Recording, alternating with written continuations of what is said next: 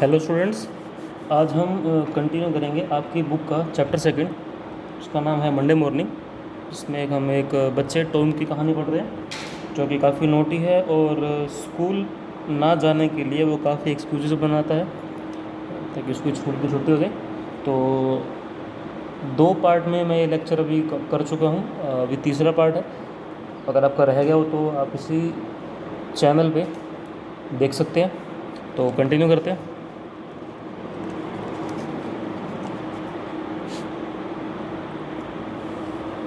Your tooth, जो हमने कल पढ़ा था वहाँ पे आंट पोली, जो कि टॉम की आंट है, वो उसको कहती है कि तुम्हारे दांत में क्या हुआ, तुम्हारे दांत में पेन है। पहले तो वो एक्सक्यूज़ बनाता है कि सिर्फ मेरे पैर में, टोज़ में, अंगूठे में, पैर के अंगूठे में पेन हो रहा है। बट फुलिशली एक बचकानी हरकत करते हुए वो ये भी बोल देता है कि मेरे दांत में दर्द है, और क्योंकि उसको लगता है कि उसका प्लान अनसक्सेसफुल हो रहा है कहीं ना कहीं, कि वो स्कूल से हॉलीडे छुट्टी नहीं कर पाएगा। तो वो कहता है कि मेरे दांत में भी पेन है, टूथ में। तो योर टूथ इन दीड, what's the matter with your tooth. अब उसकी आंट पूछते हैं भी तुम्हारे दांत में क्या हुआ। One of them loose and it aches perfectly awful. तो इस बात पर टॉम कहता है कि उनमें से दांत में से किसी एक में दर्द हो रहा है, एंड परफेक्टली ओफुल, और बहुत ज़्यादा पेन हो रहा है। There now don't begin that groaning again. Groaning का मतलब दर्द में कराना या चिल्लाना। तो आंट बोलती है भी अब दोबारा रोने मत लग जाना। ओपन योर माउथ, अपना मुंह खोलो। Well your tooth is loose, और देख के बोलते भी हाँ तुम्हारा एक दांत है वो लूज़ हो चुका है, but you are not going to die, लेकिन तुम मरने वाले नहीं हो अबाउट दैट, इसकी वजह से। मैरी गेट मी अ सिल्क थ्रेड। जो मैरी, उसकी जो कज़न सिस्टर है, उसको कहती है भी एक सिल्क थ्रेड, एक धागा लेके आओ। And chunk of fire out of the kitchen, और आग से एक किचन से एक आग का टुकड़ा या कोयला, जो भी एक गर्म चीज़ है, वो लेके आओ। Oh please aunt. तो टॉम ये सब सुनते ही डर जाता है, और तो टॉम बोलता है oh please aunt, don't pull it out, इसे मत निकालना। It doesn't hurt me any more, अब मुझे ज़्यादा दर्द नहीं हो रहा। जैसे ही हम कोई एक्सक्यूज़ बनाते हैं तो घर वाले बोलते हैं भी चलो डॉक्टर के पास चलते हैं, इंजेक्शन लगेगा, तो हम क्या करते हैं, नहीं अब मैं ठीक हो गया। तो वैसे ही अब टॉम को डर लगने लग गया, और वो कहता है कि नहीं अब मैं ठीक हो गया हूँ, प्लीज़ डोंट आंटी, ऐसा मत करना aunty. I don't want to stay home from school, कि अब मैं घर पे रहना नहीं चाहता, मैं स्कूल से कोई भी ऑफ या छुट्टी नहीं लेना चाहता। तो जैसे ही आंट सुनती है oh you don't, so all this row was because you thought you would get to stay home from school and go fishing. तो जैसे वह सुनती है कि टॉम एक्सक्यूज़ बना रहा था स्कूल ना जाए ताकि स्कूल से छुट्टी लेने के लिए, सो तुम इसीलिए कर रहे थे ताकि स्कूल से छुट्टी कर सको।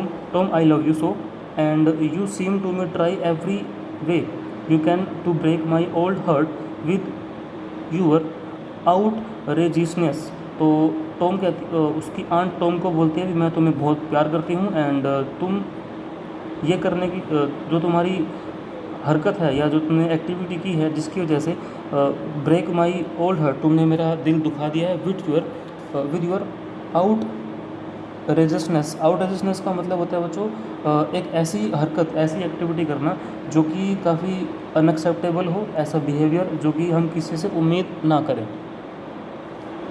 बाय दिस टाइम, इस समय, द डेंटल इंस्ट्रूमेंट, जो उन्होंने एक सिल्क थ्रेड, जैसे कि आप पिक्चर में देख पा रहे हैं, सिल्क थ्रेड और कुछ गर्म चीज़, कोयला वगैरह जैसे किचन से जो आया था वो रेडी है। The old lady made one end of the silk thread fast the Tom's tooth with the loop and tied the another bedsheet. तो उन्होंने क्या किया, जो सिल्क थ्रेड था उन्होंने, जैसे आप पिक्चर में देख पा रहे हो, बेड के एक साइड पे उन्होंने बांध दिया, और दूसरा थ्रेड का दूसरा एंड उन्होंने उसके दांत से बांध दिया था। Then she seize the chunk of fire. तो जो आग से, किचन से जो आग या जो भी एक कोयले का टुकड़ा लाते हैं, वो उसके suddenly thrust it almost into the boys face, वो लड़के के चेहरे के पास, यानी टॉम के चेहरे के पास लेके जाती हैं। जैसे ही कोई गर्म चीज़ हमारे पास आएगी तो हम क्या करते हैं, रिफ्लेक्स करते हैं, मतलब कि पीछे हटने की कोशिश करते हैं, तो वो भी पीछे होता है। तो उस एक्टिविटी के दौरान the tooth hung dangling by the bed post now. अब जो दांत है वो उसके मुंह से अलग हो जाता है और धागे से बंध के बेड की साइड पे लटक जाता है।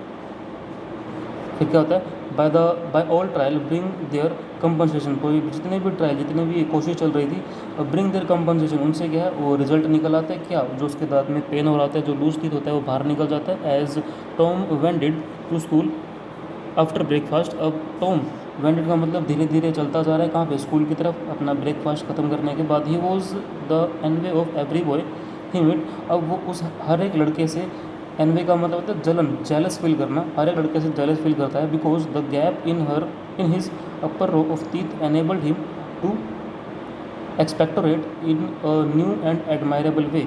तो वो इसलिए ईर्ष्या या जलन करता है बच्चों से, क्योंकि जैसे वो क्लास में जाएगा, स्कूल में जाएगा, तो जो अपर रो, उसके ऊपर वाले दांत में जो गैप है वो उसको एक एक्सपेक्टोरेट यानी कि एक अलग पहचान, एक अलग आइडेंटिटी उसको शो करवाएगा इन अ न्यू एंड एडमायरेबल वे। जिससे कि लोग या तो उसको उसका मजाक उड़ाएंगे, उसका कुछ उस पर बातें बनाएंगे। He gathered quite a following and led interesting in the exhibition. तो जैसे वो स्कूल में जाता है, उसके आसपास जो बच्चे हैं वो इकट्ठे हो जाते हैं, जैसे कि कोई एग्जीबिशन लगा हो। There was one who felt jealous, तो टॉम, और उन भीड़ में एक ऐसा बच्चा भी था जो कि टॉम से काफ़ी जलन फील कर रहा था, क्योंकि उसको ये लगता है भी सभी बच्चे मिलकर उसकी जो दांत टूट गया है या जो उसकी वो है तारीफ़ कर रहे हैं उसकी, new glory, and said that it was not anything to spit like Tom Sawyer. तो इसमें कोई भी नई बात नहीं है कि जिस तरह से टॉम स्पिट कर रहा है, जैसे उसके दांत में से खांसते समय उसके दांत में से हवा या आवाज़ निकलती है, तो ऐसा करने में कोई भी बड़ी बात नहीं है। सोर ग्रेप्स, अंगूर खट्टे हैं, सैड अनदर वन। तो भीड़ में से एक लड़का उसको बोलता है भी अंगूर खट्टे हैं, कि जब ऐसा बोलते हैं कि जब हमको कोई चीज़ ना मिले तो हम उसको बुरा बताते हैं, तो एक दूसरा लड़का उसको बोलता है ऐसा। तो यहाँ पे चैप्टर आपका कंप्लीट हो गया, और इसकी जो चैप्टर के क्वेश्चन आंसर्स हैं और जितनी भी बुक एक्सरसाइज है उन सभी को आप साथ साथ लर्न करते रहना, याद करते रहना, और घर पे रहना, सुरक्षित रहना। Thank you.